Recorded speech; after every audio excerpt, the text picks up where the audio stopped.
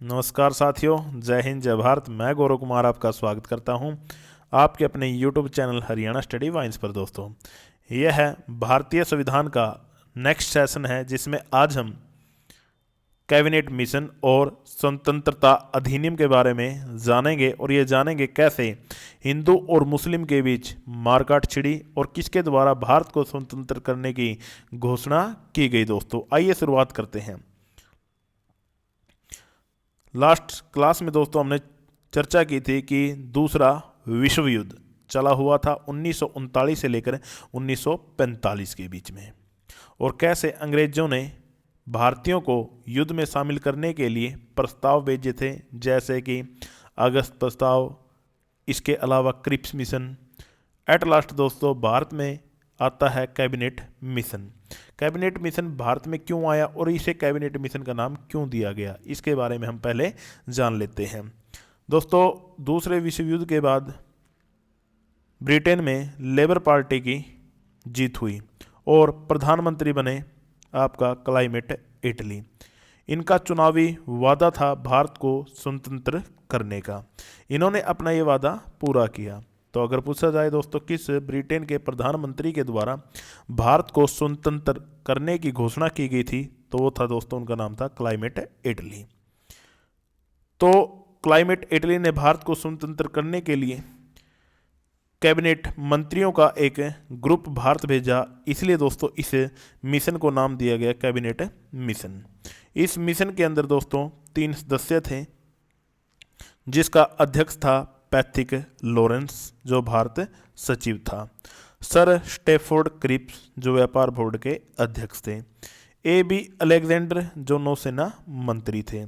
यह दोस्तों मिशन भारत पहुंचता है 24 मार्च 1946 को और पंडित जवाहरलाल नेहरू से मिलता है और उनके सामने योजना पेश करता है 16 मई 1946 को। तो इतनी बात आप समझ चुके होंगे। इसका उद्देश्य क्या था दोस्तों? संविधान बनाना, हिंदू और मुस्लिम के बीच समझौता करना और भारत में क्या करना, एकता बनाए रखना। इसी उद्देश्य की पूर्ति के साथ साथ दोस्तों इसके अंदर कुछ प्रावधान भी थे। आइए इनको समझते हैं। पहला, इसका उद्देश्य मैंने जैसे आपको बताया, इसका उद्देश्य था संविधान का निर्माण करना। और संविधान का निर्माण कौन करेगा? संविधान सभा। तो पहला उद्देश्य इसका था संविधान सभा का गठन करना। उस समय भारत की जनसंख्या लगभग 40 लाख के करीब थी, इसीलिए हर 10 लाख पर एक सदस्य संविधान सभा का चुना जाएगा, यह प्रावधान किया गया। तो लगभग सदस्यों की सीट बनकर आती है आपका 89। इसके अंदर से 93 सदस्य देसी रियासत के और 296 सदस्य दोस्तों ब्रिटिश भारत से थे, जो आपका 11 प्रांत और 4 ब्रिटिश कमिश्नरियों में बटा हुआ था। अगर बात की जाए 4 ब्रिटिश कमिश्नरी कौन कौन सी थी, तो वो थी आपका अजमेर, बलूचिस्तान, कुर्ग और आपका दिल्ली। तो इतने क्षेत्र से दोस्तों क्या होता है, आपका 389 सदस्य चुनाव जीतकर आते हैं। यह चुनाव दोस्तों एक अप्रत्यक्ष चुनाव था, जो आपका प्रांतीय विधानसभा के सदस्यों के द्वारा हुआ था।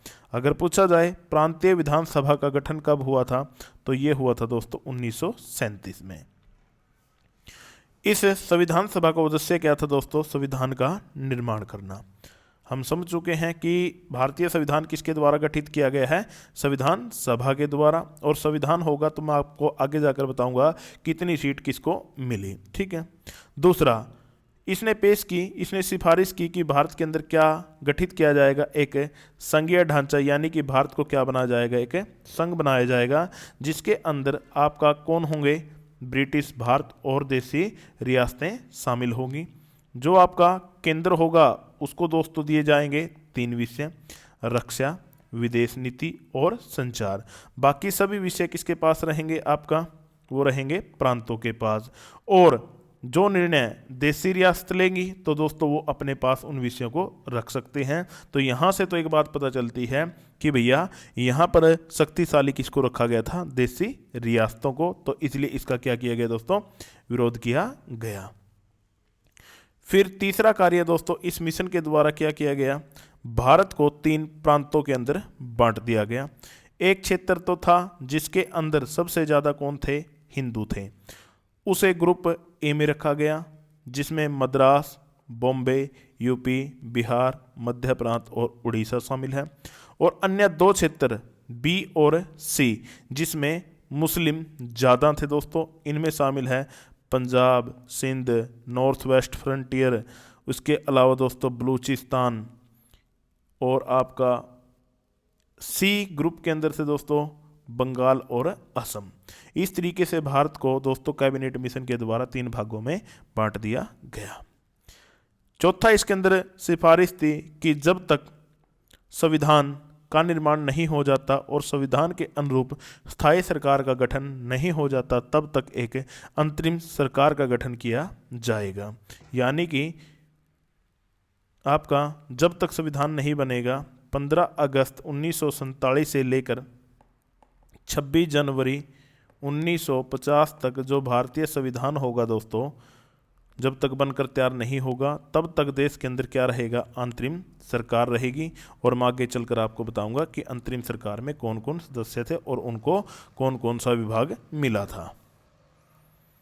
चलिएगा, जब कैबिनेट मिशन ने क्या किया दोस्तों, भारत के अंदर अपनी योजना पेश की, तो वहाँ पर जैसा भी मैंने बताया एक संघीय ढांचे का प्रावधान था, यानी कि अलग से पाकिस्तान बनाने की कोई भी मांग उसके अंदर एक्सेप्ट नहीं की गई थी। इसलिए दोस्तों कांग्रेस और मुस्लिम के बीच दोस्तों क्या होने लगा, मतभेद होने लगा। जो भारतीय राष्ट्रीय कांग्रेस थी दोस्तों, उसने क्या किया, संविधान सभा की इस योजना को स्वीकार किया। ठीक है दोस्तों, इसके अलावा दोस्तों भारत की एकता बनाए रखने के पक्ष में थी, लेकिन दोस्तों जैसे अभी मैंने बताया था आपको, प्रांतों को क्या कर दिया था इन्होंने, 3 भागों में बांट दिया गया था। इसके ऊपर कांग्रेस ने क्या की थी, आपत्ति जताई थी। जो चुनाव प्रचार था दोस्तों, पंडित जवाहरलाल नेहरू एक अखंड भारत का प्रचार कर रहे थे, जबकि मुस्लिम लीग दोस्तों किसका प्रचार कर रहे थे, आपका एक अलग देश पाकिस्तान। ठीक है, और पाकिस्तान कि इसके अंदर कोई बात नहीं की गई थी, किसके अंदर दोस्तों, कैबिनेट मिशन के अंदर। इसीलिए मुस्लिम लीग के द्वारा इस मिशन का या इस योजना का क्या किया गया दोस्तों, बहिष्कार किया गया था, क्योंकि पाकिस्तान की अपनी एक मांग थी, वो क्या थी, पाकिस्तान को लेकर। इसलिए दोस्तों मुस्लिम लीग ने क्या किया, प्रत्यक्ष कार्यवाही दिवस के रूप में मनाने की घोषणा की। वो कब, 26 अगस्त 1946 को। क्या था दोस्तों, मुस्लिम लीग के अधिवेशन पर दोस्तों लोग कलकत्ता के राजा बाजार में इकट्ठा हुए और वो सभी बाजारों में घूमते हुए निकले, जिसके कारण सांप्रदायिक हिस्सा बट गई, यानी कि हिंदू मुस्लिम का कट्टर दुश्मन बन गया। और इन दोनों के बीच में क्या हुआ दोस्तों, क्या हो गया, एक हिंसक प्रदर्शन आपस में होने लगा और मारकाट छिड़ गई। लेकिन यहाँ पर दोस्तों जिसने भारत के ऊपर राज किया, ब्रिटिश जो दोस्तों सरकार थी, वो यहाँ पर चुप बनी रही, क्योंकि उनको चुपचाप यहाँ से निकलना था। ठीक है, सोचिएगा, देश के ऊपर दोस्तों राज किया अंग्रेजों ने, मारकाट छिड़ी किसके बीच में, हिंदू और मुसलमानों के बीच में। उसका रीजन क्या था, सिर्फ और सिर्फ एक राजनीति। क्या थी दोस्तों, राजनीति। फिर क्या हुआ दोस्तों, मुस्लिम लीग ने क्या किया, इस जो संविधान सभा थी इसका बहिष्कार किया। और क्या हुआ दोस्तों, फिर कैबिनेट मिशन ने क्या कहा कि हम मुस्लिम लीग के बिना भी क्या बनाएंगे, अंतरिम सरकार बनाएंगे। लेकिन बाद में फिर क्या हो गई थी दोस्तों, मुस्लिम लीग इस किसमें, सरकार के निर्माण में शामिल हो गई थी। तो देखिएगा दोस्तों, आपसे पेपर में पूछा जाएगा अंतरिम सरकार का गठन कब हुआ, 24 अगस्त 1946 को इसकी घोषणा होती है और 2 सितंबर 1946 को अंतरिम सरकार का गठन होता है, जिसमें 14 सदस्यों की एक सरकार बनी। जो आपका उपाध्यक्ष थे और विदेशी मामले थे वो मिलते हैं आपका पंडित जवाहरलाल नेहरू को। गृह सूचना और प्रसारण विभाग मिलता है वल्लभ भाई पटेल को। रक्षा मंत्रालय मिलता है बलदेव सिंह को। वित्त मंत्री लियाकत अली खान, ये मुस्लिम लीग से थे। खाद्य एवं कृषि विभाग राजेंद्र प्रसाद को। विधि निर्माण विभाग जोगेंद्र नाथ मंडल को, श्रम विभाग जगजीवन राम को। तो इस तरीके से दोस्तों भारत में 14 सदस्यों की क्या बनती है, एक अंतरिम सरकार बनती है। तो क्या हुआ दोस्तों, हिंसक प्रदर्शन होने के कारण जो आपका कैबिनेट मिशन था वो प्लान क्या हो गया दोस्तों, रद्द हो गया। लेकिन भारत के अंदर क्या बनी रही, संविधान सभा बनी रही। फिर दोस्तों भारत के अंदर वायसराय बनकर आता है माउंट बेटन, और वो अपनी योजना पेश करता है 3 जून 1947 को, जिसे डिक्की बर्ड प्लान भी कहा जाता है। इसने क्या कहा, इस योजना के अंदर हम क्या करेंगे कि जो आपका देसी रियासतें हैं उनको क्या करेंगे दोस्तों, उनको स्वतंत्र रखेंगे, और उनको क्या दिया जाएगा दोस्तों, ये स्वतंत्रता दी जाएगी, वो किसके अंदर शामिल होंगी, भारत या फिर पाकिस्तान। ठीक है। और इस योजना का मुख्य उद्देश्य क्या था दोस्तों, भारत का विभाजन करना, जैसे कि अभी मैंने आपको बताया। और पंडित जवाहरलाल नेहरू ने इसको दोस्तों क्या कहा, इस योजना को बाल्कन प्लान की संज्ञा दी। क्योंकि दोस्तों, क्योंकि बाल्कन देशों के अंदर ऐसा ही हो चुका था। पंडित जवाहरलाल नेहरू का मानना ये था, यदि भारत के अंदर दोस्तों ये योजना लागू हो जाती है तो भारत एक नहीं रह पाएगा दोस्तों, यानी राज्यों का संघ नहीं बनेगा। इसलिए दोस्तों इसका क्या किया गया, जवाहरलाल नेहरू के द्वारा इसका विरोध किया गया। एट लास्ट दोस्तों क्लाइमेट इटली के द्वारा 4 जुलाई, ये डेट आप ध्यान रखिएगा, 1947 को घोषणा की गई कि भारत को आज़ाद किया जाएगा। कब तक, 1948 तक। लेकिन भारत आज़ाद हो चुका है दोस्तों लगभग 8 महीने पहले। उसका रीज़न क्या था मैं आपको बता चुका हूँ कि हिंदू और मुसलमान को लड़ाकर अंग्रेज चुपचाप यहाँ से निकलना चाहते थे। ठीक है। तो फिर भारतीय स्वतंत्रता अधिनियम पेश किया गया। हाउस ऑफ कॉमन के अंदर दोस्तों 4 जुलाई 1947 को बिल लाया गया, जो 15 जुलाई 1947 को हाउस ऑफ कॉमन से पास हुआ। फिर 16 जुलाई 1947 को हाउस ऑफ लॉर्ड्स में रखा गया, और इसी दिन ये यहाँ से पास हो गया। ठीक है दोस्तों। और 28 जुलाई 1947 को इसे शाही स्वीकृति मिली, और भारत 15 अगस्त 1947 को इसके लागू होते ही आज़ाद हो गया। तो दोस्तों इस तरीके से भारत स्वतंत्रता अधिनियम प्रभावी हुआ, और क्या हुआ दोस्तों, भारत 2 हिस्सों में बट गया, भारत और पाकिस्तान। 2 डोमिनियन स्टेट रहे। डोमिनियन स्टेट का अर्थ मैं आपको पहले ही बता चुका हूं दोस्तों। ठीक है। 2 गवर्नर जनरल बनाए गए। अब वायसराय क्यों नहीं, क्योंकि मैं आपको बता चुका हूं जब तक भारत के अंदर ब्रिटिश सरकार थी उसके अधीन जो सर्वोच्च पद था दोस्तों वो था आपका वायसराय। ब्रिटिश सरकार जा चुकी है, अब जो सर्वोच्च पद है दोस्तों वो क्या है, आपका गवर्नर जनरल है।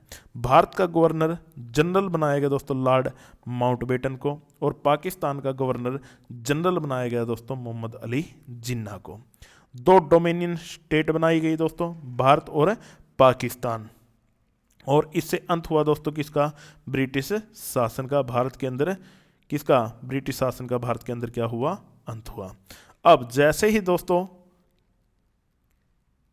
भारत और पाकिस्तान अलग हुए, तो जैसा मैंने आपको बताया था माउंटबेटन योजना के अंदर क्या था दोस्तों कि देशी रियासतों को खुद तय करने का विचार दिया जाएगा, विकल्प दिया जाएगा कि वो भारत में शामिल होंगी या दोस्तों किसमें, पाकिस्तान में।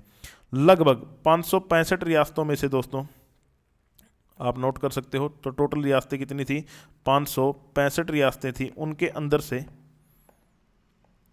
562 प्लस 3, तो 562 रियासत दोस्तों भारत के अंदर शामिल हो चुकी थी। अब बची कितनी, 3 रियासतें। उनमें दोस्तों आप शामिल कर सकते हो किस किस को, जूनागढ़ को, हैदराबाद को और जम्मू कश्मीर को। इन्होंने अपने अलग अलग निर्णय लिए, वो इस प्रकार हैं। जो आपका जूनागढ़ है इसके जो शासक थे वो थे मोहम्मद महावत खान। इन्होंने क्या कहा कि हम किसके साथ हैं, मुस्लिम लीग के साथ हैं, और हम कहाँ जाएंगे दोस्तों, पाकिस्तान जाएंगे। लेकिन भारत सरकार का मानना था कि इनको भारत के अंदर से नहीं जाने दिया जाएगा, क्योंकि जो जनता थी वो हिंदू थी और वो भारत के पक्ष में थी। इसलिए दोस्तों यहाँ पर 20 फरवरी 1948 को वोटिंग कराए गए, और वोटिंग के अंदर लगभग 7% जनसंख्या ने भारत में रहने का निर्णय लिया, और जूनागढ़ को जनमत यानी कि वोटिंग के आधार पर भारत में शामिल कर लिया गया। हैदराबाद, हैदराबाद को दोस्तों ऑपरेशन पोलो के द्वारा भारत में शामिल किया गया। क्या है ऑपरेशन पोलो? हैदराबाद के निजाम थे दोस्तों उस्मान अली खान। इनके पास एक आर्मी थी अपनी बहुत शक्तिशाली, जिसका नाम था रजाकार आर्मी। ठीक है, इन्होंने निर्णय लिया ना तो हम पाकिस्तान में जाएंगे और ना ही भारत में जाएंगे, हम रहेंगे स्वतंत्र। ठीक है दोस्तों, लेकिन भारत सरकार के द्वारा यहाँ पर रजाकार आर्मी की भेष में दोस्तों सैनिकों को भेजा गया। इस ऑपरेशन को नाम दिया गया ऑपरेशन पोलो। और इस ऑपरेशन पोलो के द्वारा दोस्तों आपका 17 सितंबर 1948 को हैदराबाद को भारत के अंदर शामिल कर लिया गया। बात की जाए जम्मू कश्मीर की, सेम जो निर्णय था दोस्तों हरि सिंह के द्वारा भी लिया गया, न तो पाकिस्तान और ना ही भारत, लेकिन ये एक हिंदू शासक था और जनता थी आपका मुस्लिम। तो पाकिस्तान सेना ने जम्मू कश्मीर के ऊपर जो आपका मुस्लिम लीग, जो आपका मुसलमान है दोस्तों, उनके भेष में क्या किया दोस्तों, यहाँ पर अटैक किया। तब जाकर हरि सिंह ने क्या किया दोस्तों, भारत सरकार के साथ विलय पत्र पर 26 अक्टूबर 1947 को हस्ताक्षर किए और यह भारत का हिस्सा बना। ठीक है, तब जब तक आपका इस हिस्से पर आपका कौन भारतीय सेना पहुंचती है, तब तक ये इस इतने हिस्से पर आपका पाकिस्तान कब्जा कर चुका था, जिसे आज हम POK पाक ऑक्यूपाइड कश्मीर के नाम से जानते हैं। इस तरीके से दोस्तों आपका कौन बनता है, POK पाक ऑक्यूपाइड कश्मीर। और 3 रियासतें ये थी जो भारत में कैसे शामिल हुई हैं। फिर सेना और प्रशासन का भी विभाजन किया गया। भारत सचिव का पद क्या हो गया था दोस्तों, समाप्त हो चुका था और 2 स्वतंत्र राज्यों का उदय हुआ, लेकिन साथ ही पाकिस्तान का निर्माण हुआ। बड़े पैमाने पर जनसंख्या विस्थापन हुई और उनके बीच में दोस्तों लाखों लोगों की मृत्यु हुई। तो ये था दोस्तों आपका क्या, भारत के अंदर भारत स्वतंत्रता अधिनियम। तो कुछ पॉइंट रह जाते हैं दोस्तों, उनको भी कर लेते हैं। जैसे ही मैंने आपको बताया था कि संविधान सभा में 389 सीटों के लिए दोस्तों क्या हुआ था, इलेक्शन हुए थे। और इसके अंदर से कांग्रेस को 208, मुस्लिम लीग को 73 और अन्य को कितनी सीटें मिली थी, 15। आप यहाँ से याद रख सकते हो कि संविधान सभा में महिला कितनी थी, 15 थी। ठीक है दोस्तों, इस तरीके से भारत का क्या हुआ दोस्तों, उदय हुआ। और अगली क्लास से हम जानेंगे कि भारतीय संविधान कैसे निर्मित होता है और कैसे उसकी मांग उठाई जाती है। यदि वीडियो पसंद आए दोस्तों, चैनल को लाइक शेयर और सब्सक्राइब जरूर करें। जय हिंद, जय भारत।